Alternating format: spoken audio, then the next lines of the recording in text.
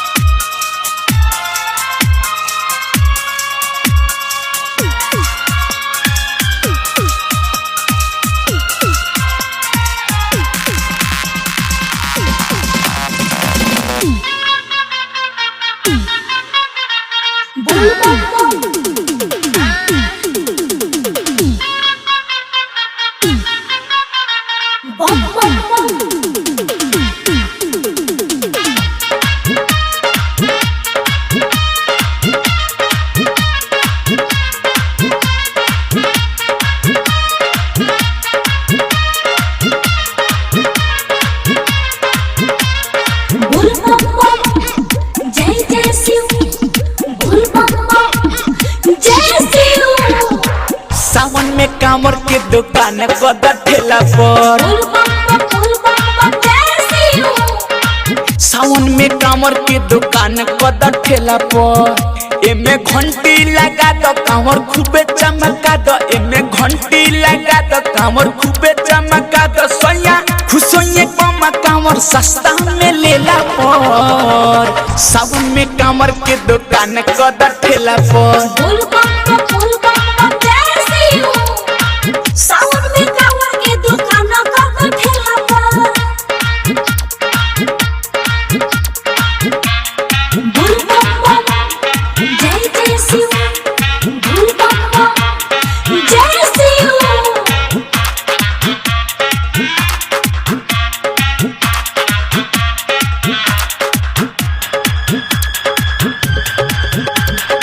जय शिव बोल बम्बा जय जय शिव बोल बम्बा जय शिव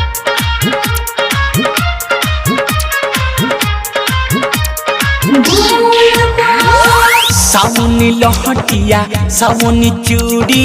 गेरुआ कपड़ा लो गलहत कुड़ी बोल बम्बा जय शिव सावनी लहटिया सावनी चूड़ी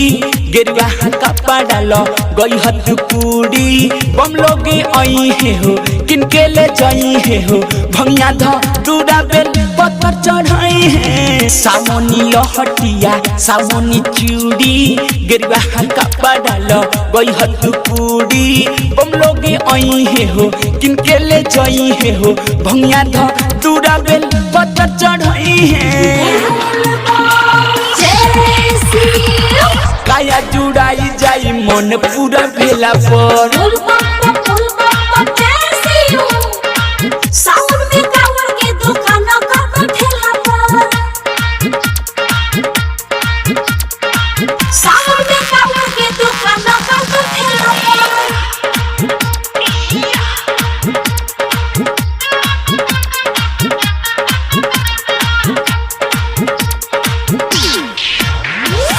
बम लोग के सेवा करिह पानी पिया के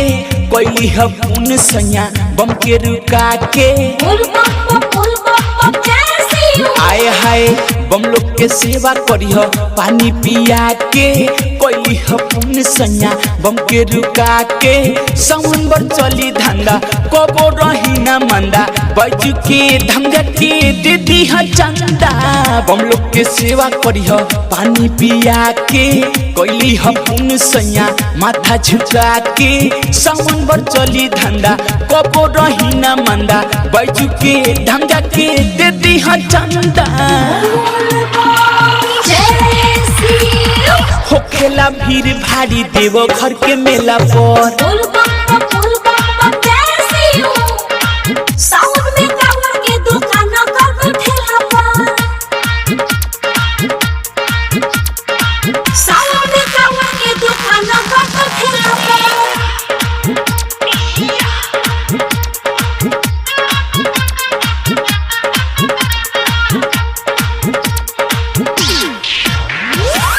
अजय बिहारी सैया जय मोतिहारी